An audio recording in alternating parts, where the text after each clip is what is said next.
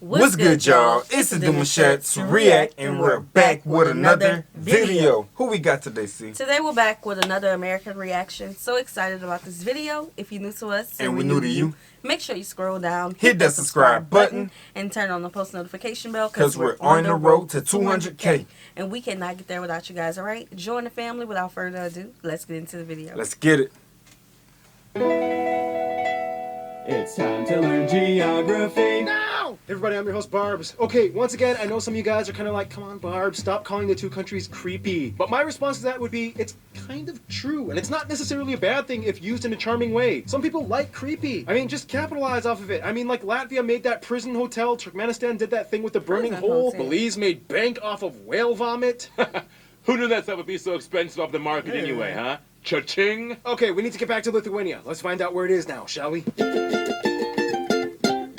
Now, Lithuania may be the largest Baltic country in size, but it kind of got the short end of the stick when it came to coastline. First of all, the country is located in the area of Europe known as the Baltic, which, no shocker, borders the Baltic Sea to the north. The nation is divided into 10 counties, with the capital Vilnius located in the south. They are also surrounded by 4 countries. Remember, this little chopped up exclave Kaliningrad belongs to Russia, in which they share this long, famous stretch of land known as the Curonian Spit, a 98-kilometer long sandy barricade with dunes, about 54 kilometers of which belong to Lithuania, and it all effectively cuts off the entire Curonian Lagoon, except for this small opening at the port of Klaipėda. This is literally where almost all seabound shipping comes into Lithuania. I mean, come on, nobody's gonna deliver cargo at that dinky little dock at Palanga. So essentially, Russia has the bigger portion of the lagoon, but Lithuania has the only way out. We don't need. We have opening at Vistula Lagoon on Strait of Baltisk. It has funny-looking star fortress thing to welcome you. Oh, Russia, I can't wait to do your episode. The largest cities after Vilnius are Kaunas, and the city we just talked about, Klaipėda. And surprisingly, for such a small country, they actually have 4 international airports, the busiest in order being Vilnius, Kaunas, Palanga, and Šiauliai internationals. Now here's the thing, Lithuania is proud to claim that they, debatedly, have the geographical center of Europe. Like, they literally even built a monument and sculpture park next to showcase it. Nope. Wrong. Nope. Ha! No. Really? Hungary? Even you? Yup. No. I mean, the Guinness Book of World Records recognizes my village of... No. Make of it what you will. The country doesn't really have any territorial anomalies or disputes except for kind of a maritime dispute with Latvia up north, something about oil reserves. Then there's that weird salient that juts into Belarus. I think we already talked about that in the Belarus episode, did we? And let's not even get started on how Lithuania was like, I'm just gonna take this Dieveniškių Istorinis National Park from you guys, even if it does give me like a 1-mile wide corridor to reach it. Huh, yeah, we did. Huh, well, cool. I guess I don't have to discuss it. Minimal effort! Funny enough, there's a micronation in Lithuania, the Republic of Utspis, which is actually just another one of those bohemic, hippie-ish neighborhoods in the capital Vilnius. They kind of wanted to be edgy and cool, much like Freetown Christiana that we studied in the Denmark episode. Self-proclaimed but unrecognized autonomy is like so dope. Lithuania does kind of have a dark past. I mean, they did play a huge role in the Holocaust during World War II. They had one of the most significant Jewish populations in Europe, once nicknamed the Jerusalem of the North. Nearly the entire population of about 250,000 was killed by Nazis with a huge massacre at Ponari. Many were sent to the HKP 562 forced labor camp in Vilnius. Today, various memorials and museums and exhibitions can be found to commemorate the incident. Also, due to the high emigration rate after joining the EU, many towns started to see houses and buildings and properties left unattended and decaying, like the Ignalia nuclear power plant, the Palace of Sports and Concerts, the Trade Unions building, the Plokštine nuclear launch site. Yeah, nuclear launch site. So yeah, that kind of sets the mood, right? Oh, and they also have a Devil's Museum and a KGB experience in a former Soviet bunker where you can pay to pretend to be a prisoner getting yelled at and into the Plokštine nuclear launch site. Yeah, nuclear launch site. So yeah, that kind of sets the mood, right? Oh, and they also have a Devil's Museum. Ooh. Yeah,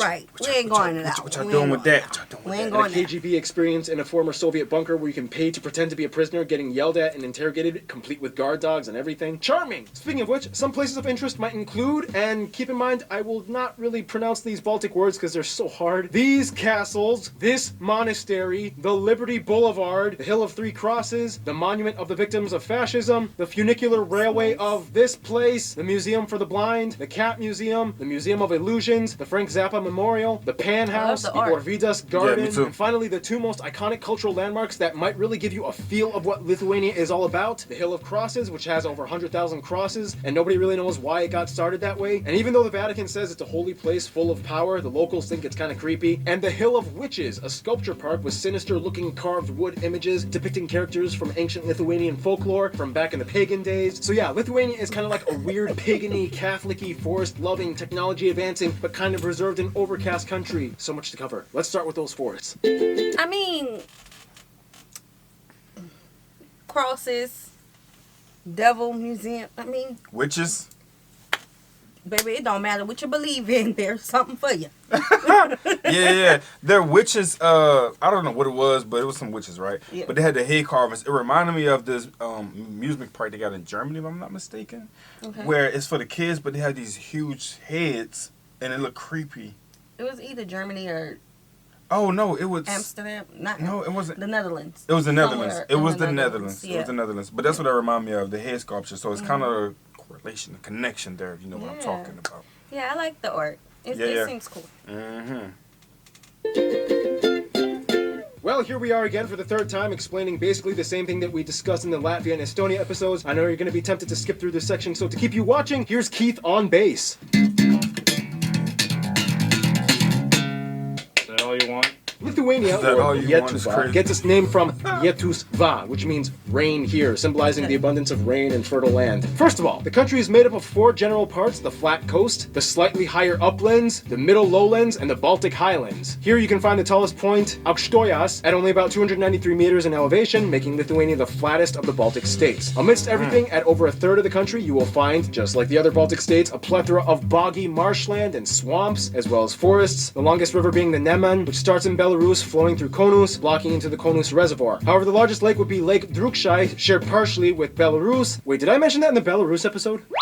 Also, you have an island split between Belarus and Lithuania in Lake Ryčių, and two islands and two peninsulas in Lake Drukšie or Drisvati. Dang, I did a good job in the Belarus episode. I'm making my job so much easier for me. Oh, and the national animal is a stork. Lithuania also has the highest nesting density for storks in the world. They believe it's good luck if a stork nests near your house. They even have a holiday dedicated to them on March 25th. So anyway, resources. One thing that Lithuania is famous for is amber. The Baltic coast has the largest known natural amber deposits in the world, and Lithuania was pretty much the place where it all started, in the town of Juodkrantė. I'm not even going to try that again. Otherwise, much of the land is arable, over a third is cultivated. Some national dishes of Lithuania might include things like cold beet soup, stuffed cabbage rolls, that Kastinis dairy product. You guys thing, and love some sound of stuffed cabbage rolls? We have We cabbage love rolls. stuffed cabbage rolls. But what's in it?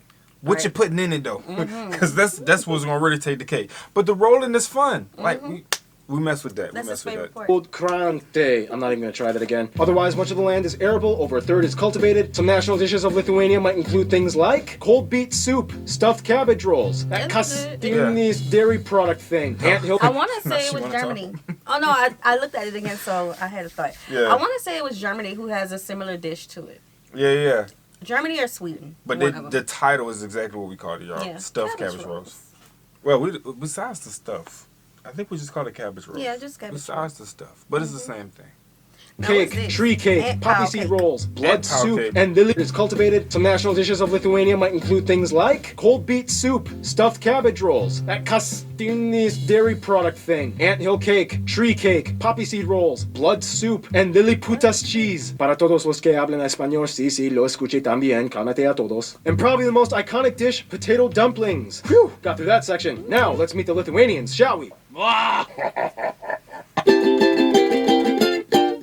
Nah, Lithuanians are fine and dandy like cotton candy. Remember that Lithuanian geography Giedra that I met in Tokyo? She was cool. Hey Giedra, I literally tried to hit you up for this episode to get some information, but I couldn't find your email. I don't know if you're watching this right now. Let me know what you think. Was it accurate? So anyway, the country has about 2.8 million people and is the largest economy in the Baltics with the highest GDP as well. The majority of the country, at around 88%, identify as ethnically Lithuanian. About 6% are Poles, 5% Russian, and the rest are other groups, mostly Slavs like Ukrainians and Belarusians, with a few other minority groups mixed in as well. They use the euro as as their currency the Type-C plug outlet, and they drive on the right side of the road. Now, if you really want to get a feel of everything Baltic, Lithuania is kind of like the epicenter. The Baltics were like the last places in Europe to convert to Christianity, and to this day, like Latvia and Estonia, ancient pagan traditions and folklore still live on through festivals, artwork, and traditions. In a nutshell, though, Lithuania was more Catholic influenced and Latvia was more Protestant influenced. Lithuania joined Poland in a Commonwealth and became at one point the largest country in Europe, while Latvia was taken over by the Germans and Prussians and whatnot. First of all, the language. As mentioned before, Latvian and Lithuanian are the only two surviving Baltic languages left in the world. Their older brother, Old Prussian, died out in the 1800s. And these two languages are ancient, like older than Greek. Half the words and names end in S, and like half of everything ends in like onus or ites. Lithuanian is disputably the oldest Indo-European language still in use. Some say it even still retains words that related to ancient Sanskrit originated in India. Yeah, India. For example, Agnis versus Ugnis, Vayus versus Veyas, Devas, Dievas, and the list goes on and on. It's pretty strange how close the coincidence is when you look into it. Oh, and to say thank you in Lithuanian, all you have to do is sneeze. Like, literally, the word for thank you is achu. Now, if you don't know anything about the Baltic, this region has the highest ratio of two things: blonde-haired, blue-eyed people and women to men. The numbers usually switch off every so often, but Lithuania usually ranks second or third between Latvia and Estonia when it comes to male and female ratios, ranging between 0.88 males for every female. This is partially due to a number of factors, such as large portions of the male population being killed off during war times, mortality rates caused by things like smoking or alcoholism, and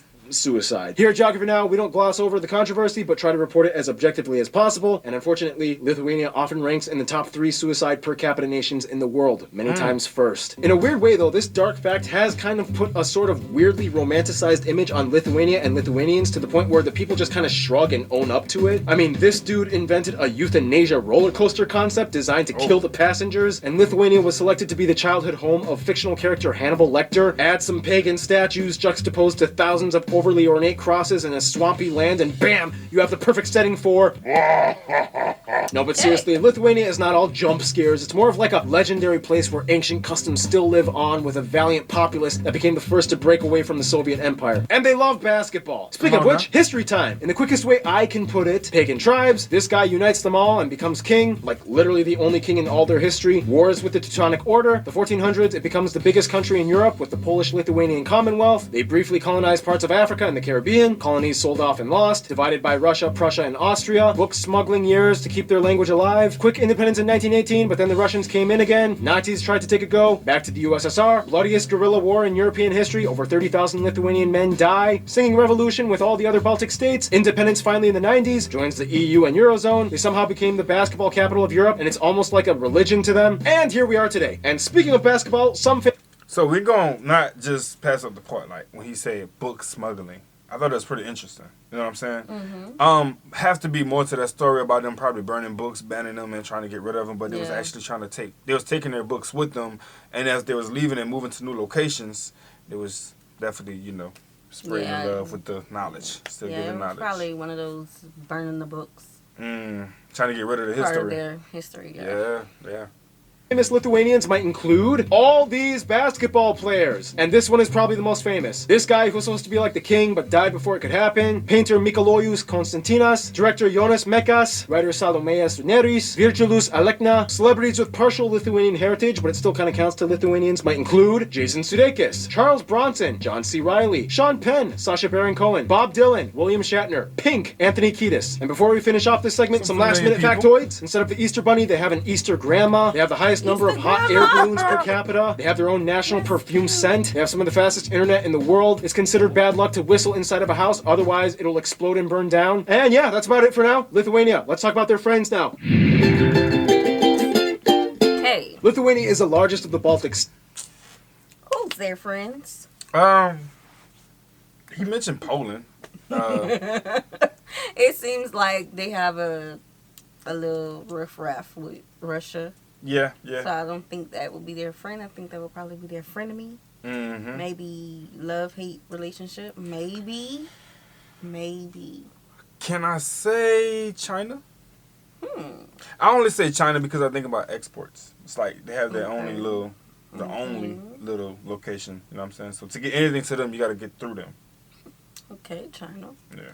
I say England. England. Wow. Yeah. Okay. Anything else you want to? That's it. No? Okay. Let's see. States, but often the least publicized. Nonetheless, some countries have managed to make their inner circle. Of course, as a member of the EU, most of their trade and business goes through their neighbors, especially through Germany and Sweden. Iceland was the first country to recognize them after independence. The two get along great. They even have a street named after Iceland. The US, Brazil, and the UK each have the largest expat communities outside of Lithuania, which has only strengthened ties over the years. I just found out my hometown Los Angeles has a little Lithuania district. They love Georgians and Ukrainians because they share the same history of being part of the former USSR. They support them in any kind of political movement against Russia. They even send foreign aid. Poland is like the ex-boyfriend that they started out really happy with, but then they fought and broke up, but over time they moved on and are just friends now. Estonia is like the childhood friend that they got along with really well, but after graduation they kind of moved on, and Estonia got more and more obsessed with Finland. In the end though, their best friend, no shocker, would be their little twin sister, Latvia. Even though the years have caused the two to grow up a little differently, they still moved forward, keeping traditions alive, sharing the old mystical Baltic charm. In conclusion, Lithuania is the larger of the last surviving Baltic peoples on the planet, and it's quite amazing how they've held it all together to this day. But seriously, if you don't want to become extinct, start making babies. Okay. You too, Bulgaria. Those diaspora emigration rates are quite alarming. Stay tuned. Lux. All right, we're gonna stop right there. Make sure y'all check his channel out. So to go back, the 88-to-1 woman ratio. There's more men out there, but they need to start making more baby girls. Yeah. And I wonder what's the average family size. Because y'all need to be having like 10, 15 kids. Yeah. 15 may be a lot. I'm sorry. Look at me, yeah. But 15 yeah. back in the day, there was having that many children. Here. My family, I feel like in one part of the history, I say history because like it sounds like so long ago, but they had like 13 babies. Yeah. Same. So 15, 13 is like, yeah. Yeah, Same for that was you, a though, normal. That was a normal number back in the day. Like I said, yeah, and it was. So Yeah. I feel like it wouldn't have been a problem back then. So I don't see what's going on with today's. I don't know, but I wonder how the women feel about that. I feel like I butchered Lithuania. it. Yeah. I wonder how the women feel about that. Like, Yeah. how do they feel about having families? Or do they like, I don't want to have no kids with these men? I think that's highly interesting though, man. Because I would love to hear that. Yeah. Being that when they walk outside, majority of what they see half the time is men. So Yeah. it's y'all men. Interesting. Yes. All right, y'all. This was an interesting episode. Achoo for watching. Chew. Yeah. Let us know what y'all want us to cover next. We hope you guys enjoyed this video with us. We'll see you soon. Peace.